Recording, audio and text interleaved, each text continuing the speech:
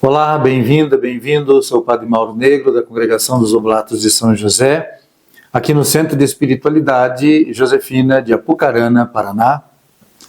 E vamos a mais um Querigma e Catequese, Liturgia Dominical, Leituras e Contextos. Hoje, preparando o 18º domingo do tempo comum do ano B da liturgia. No domingo passado, nós começamos a ver um texto importante que falava de pães, de alimento, que dava a entender a importância de Jesus na mediação entre a necessidade daqueles que o procuram e o que ele tem a oferecer. E essa temática continua nesse 18º domingo do tempo comum. E inicia, na primeira leitura, com o livro de Êxodo, do capítulo 16, versículos 2 a 4, e depois pulando para o versículo 12 a 15. É uma leitura um pouco longa, eu irei ler aqui com vocês. Naqueles dias, a comunidade dos filhos de Israel pôs-se a murmurar contra Moisés e a Arão no deserto, dizendo: quem dera que tivéssemos morrido pela mão do Senhor no Egito, quando nos sentávamos junto às panelas de carne e comíamos pão com fartura. Por que nos trouxeste a este deserto para matar de fome a toda esta gente? O Senhor disse a Moisés: eis que farei chover para vós o pão do céu. O povo sairá diariamente e só recolherá a porção de cada dia, a fim de que eu o ponha à prova, para ver se anda ou não na minha lei. Eu ouvi as murmurações dos filhos de Israel. Dize-lhes, pois: ao anoitecer comereis carne, e pela manhã vos fartareis de pão. Assim sabereis que eu sou o Senhor, vosso Deus. Com efeito, à tarde veio um bando de codornizes e cobriu o acampamento, e pela manhã formou-se uma camada de orvalho ao redor do acampamento. Quando se evaporou o orvalho que caíra, apareceu na superfície do deserto uma coisa miúda, em forma de grãos, fina como a geada sobre a terra. Vendo aquilo, os filhos de Israel disseram entre si: que é isso? Porque não sabiam o que era. Moisés respondeu-lhes: isto é o pão que o Senhor vos deu como alimento. Esse trecho do livro do Êxodo, ele cita esse episódio curioso da murmuração e do surgimento, além das codornizes, que servem como alimento, mas também de uma coisa diferente, que vai ter um nome curioso. O nome é que é isto, cuja pronúncia, mais ou menos, bem adaptada para o nosso linguajar, é maná. É um pouco adaptada essa pronúncia, maná. Quer dizer, mais ou menos, o que é isso? E que passa a ser o nome do alimento. Bom, mas a gente precisa entender um pouquinho o contexto dessa leitura aqui. Nós estamos acompanhando com essa leitura o povo de Israel que está saindo do Egito, fugindo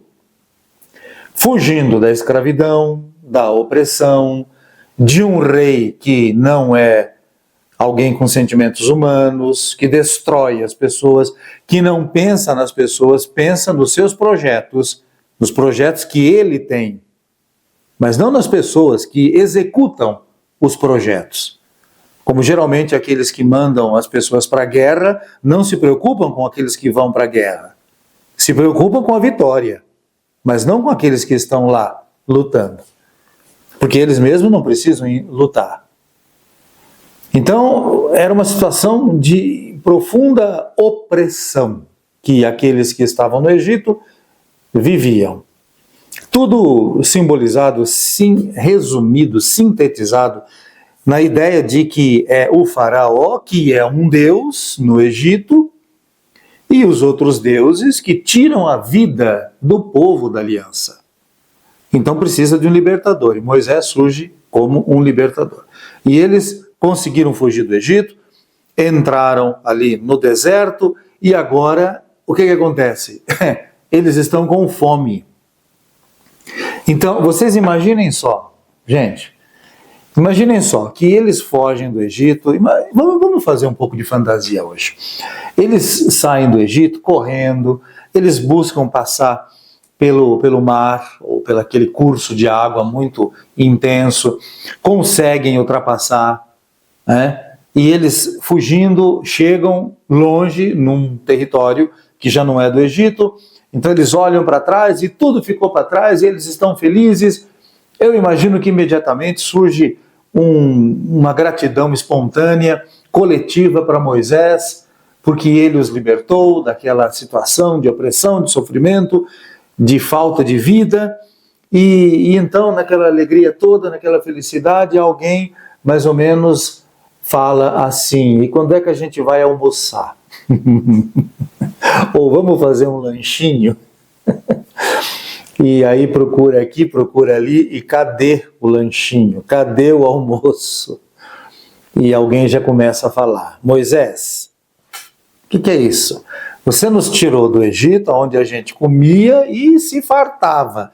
Era uma beleza, a gente comia tudo o que queria. Para vir para cá, para passar fome e morrer? Ah, não, vamos voltar para o Egito, porque lá a gente come. Come cebola e come alho.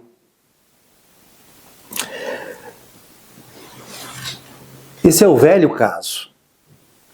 O caso que a gente também expressa. Enquanto a gente está no sufoco, a gente pragueja, a gente rejeita a situação que nos dá o sufoco.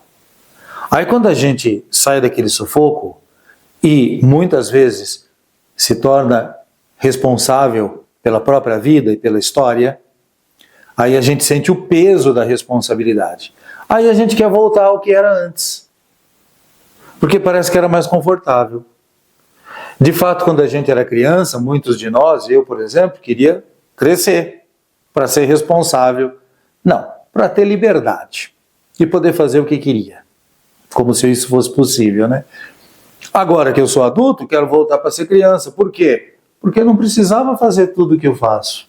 Eu podia fazer outras coisas que não implicassem tanta responsabilidade. Então eles estão numa crise de infantilismo, essa gente aqui, em relação a Moisés. E Moisés tem que solucionar. Ele soluciona intercedendo pelo povo. E tem essa intervenção, é uma teofania, repetidas vezes, que Deus permite que eles comam um produto que vem pela natureza. O que aconteceu? Nós não temos como saber. O que nós temos e sabemos, e o texto é para isso, é que Deus interveio na história daquela gente de uma maneira extraordinária, que até hoje não dá para a gente compreender exatamente como é que foi. Tem muitas teorias e muitas explicações, a maioria delas esquece o fundamento, que isto é uma teofania, uma ação de Deus na vida daqueles que lá estavam envolvidos. Então, Deus salvou o seu povo da fome, da dependência, do deserto. Mas eles têm que enfrentar agora as consequências. Muito bem, e Moisés tem uma importância fundamental nessa história toda. Por isso o salmo que nós temos como salmo responsorial deste domingo é o Salmo 77 ou 78. E o refrão é bem óbvio. O Senhor deu a comer o pão do céu. Com 3 estrofes. Tudo aquilo que ouvimos e aprendemos e transmitiram para nós os nossos pais, não haveremos de ocultar aos nossos filhos, mas à nova geração nós contaremos as grandezas do Senhor e seu poder. Ordenou então as nuvens lá dos céus, e as comportas das alturas fez abrir. Fez chover-lhes o maná e alimentou-os, e lhes deu para comer o pão do céu. O homem se nutriu do pão dos anjos, e mandou-lhes o alimento em abundância. Conduziu-os para a terra prometida, para o monte que de seu braço conquistou. Este salmo é um salmo que nós chamamos de histórico, porque ele reconhece a ação de Deus na vida daquela gente e coloca esta ação como uma história, como um contar a história. E a história contada deve ser contada para que o fato seja lembrado e celebrado. E é isso que os hebreus fazem ainda hoje, é isso que o povo judeu faz todas as vezes que se reúne para celebrar a sua libertação, de modo especial na celebração da Páscoa judaica, o Seder de Pessah. Seder quer dizer refeição, de Pessah quer dizer de Páscoa, a refeição da Páscoa, durante a qual se faz a Haggadah, que é a narrativa, a catequese narrativa daquilo que aconteceu.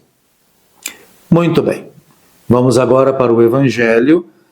O Evangelho segundo João é a continuação quase imediata do texto que nós ouvimos no domingo passado.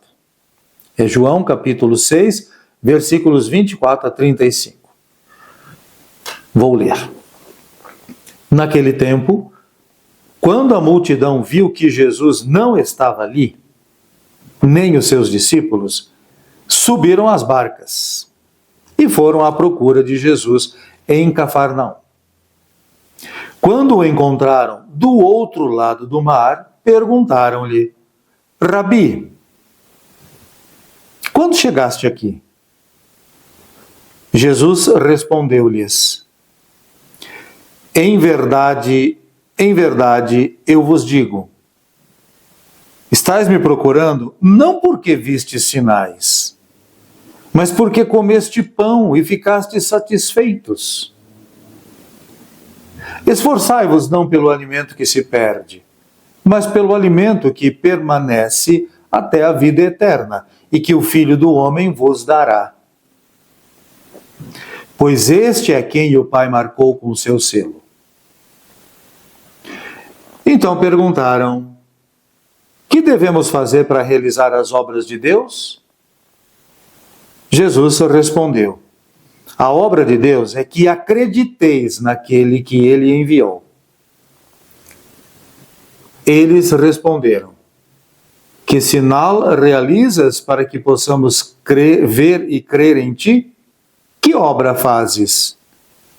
Nossos pais comeram o maná no deserto, como está na Escritura. Pão do céu deu-lhes a comer.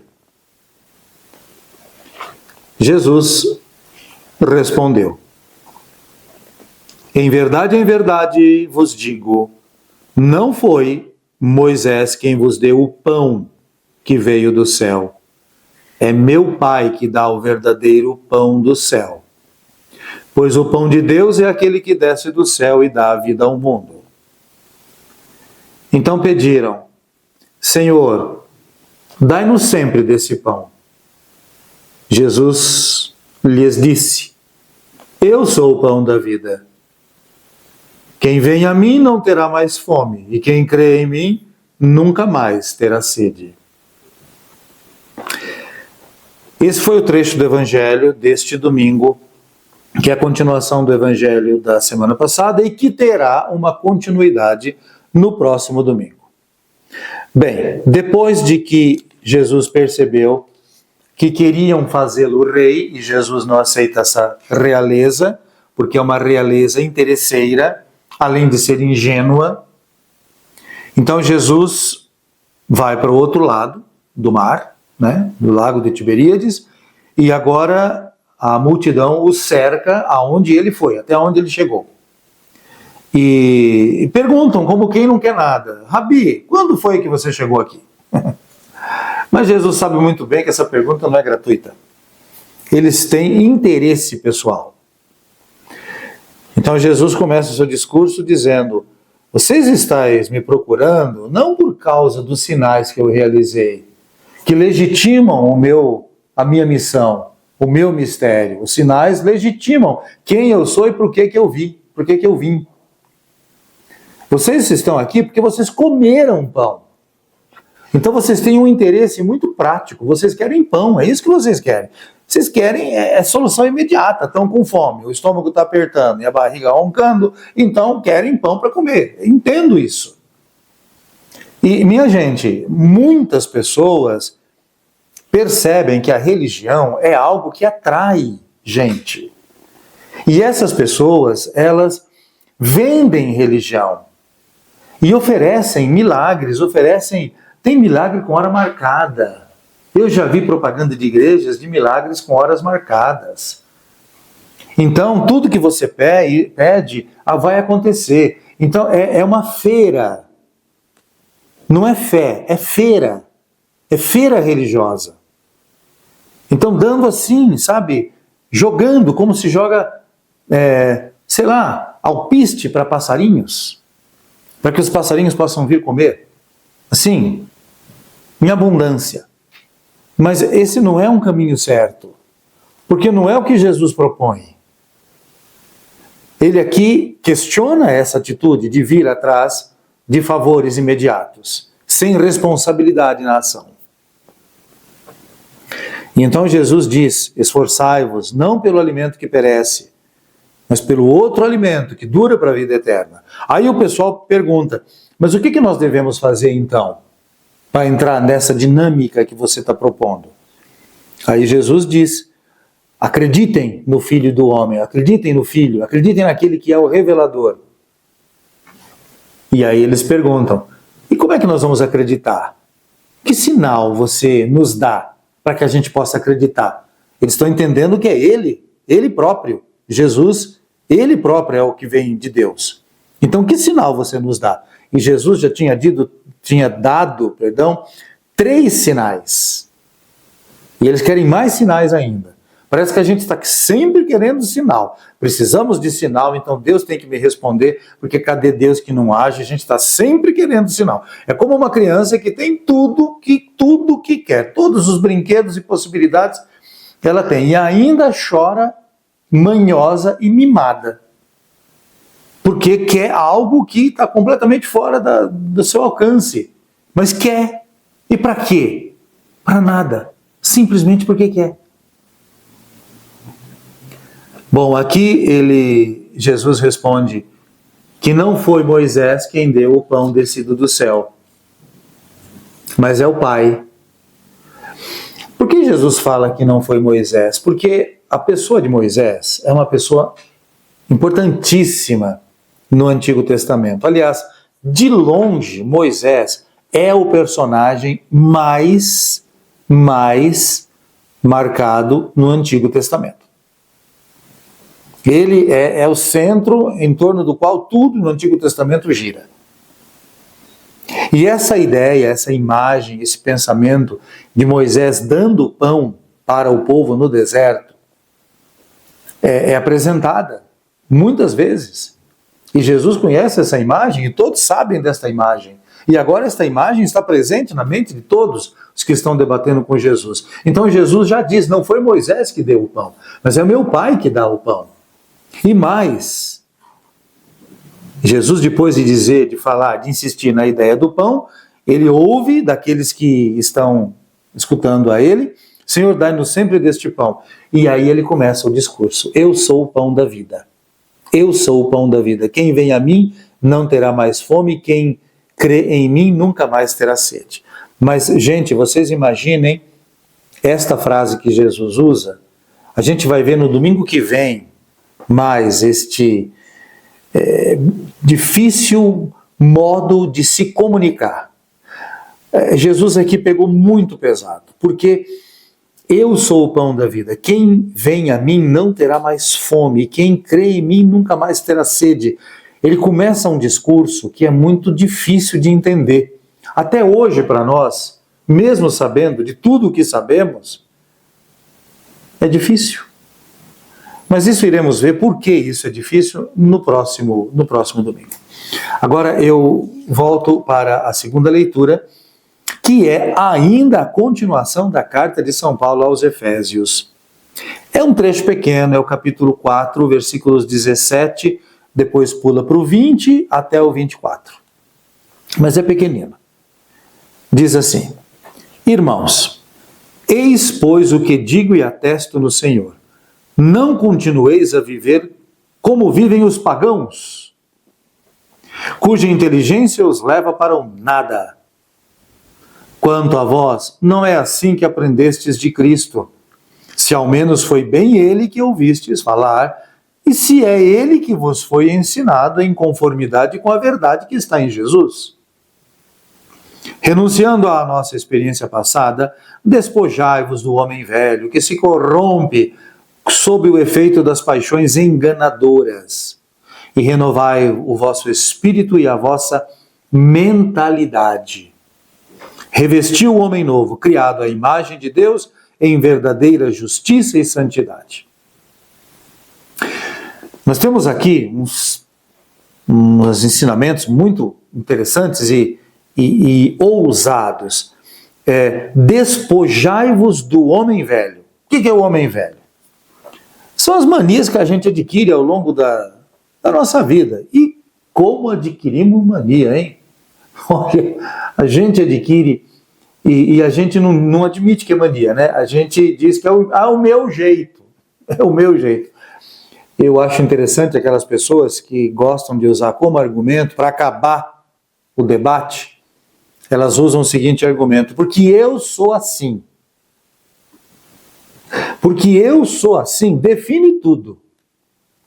Porque eu sou assim, legitima tudo que eu estou fazendo. Porque eu sou assim, encerra a possibilidade de mudança. Porque eu sou assim, é a palavra mágica, que na realidade não é mágica, é enganadora.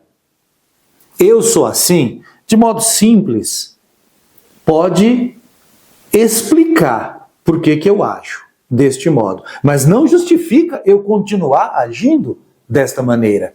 Porque se eu sou assim, implicitamente eu estou admitindo que tem outra possibilidade de ser. E provavelmente é uma possibilidade que me faz melhor do que eu sou.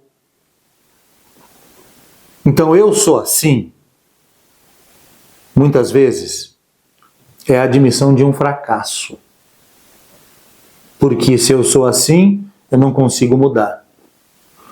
Se nem a graça me muda, quer dizer que realmente a minha vida é uma tragédia. Realmente é uma tragédia.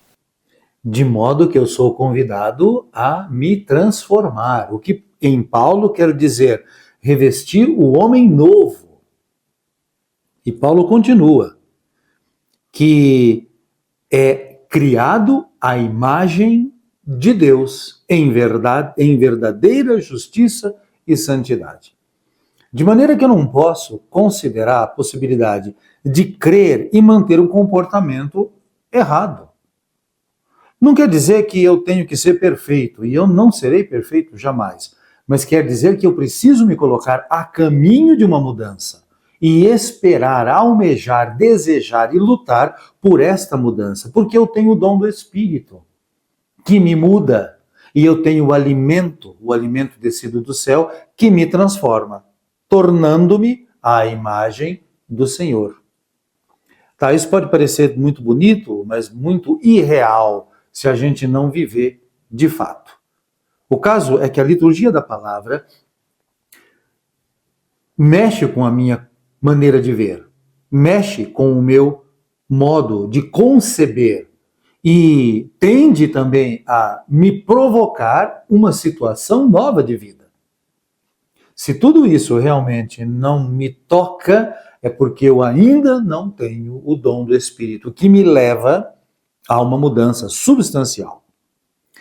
É muito interessante esta passagem aqui, que insiste em uma mudança, eu disse, substancial, a partir do encontro íntimo, verdadeiro, intenso com Jesus, com o Senhor ressuscitado. Nós vamos continuar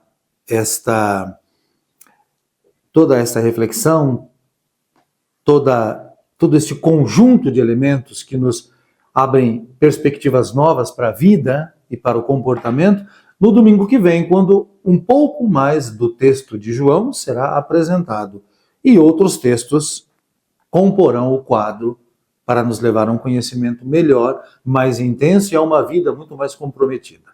Tomara que a gente esteja nesse caminho e possa entender um pouco tudo isso. Eu sou o Padre Mauro Negro, falando aqui do Centro de Espiritualidade Josefina, de Apucarana, Paraná, no nosso programa Querigma e Catequese, Liturgia Dominical, Leituras e Contextos. Obrigado para você, graça e paz.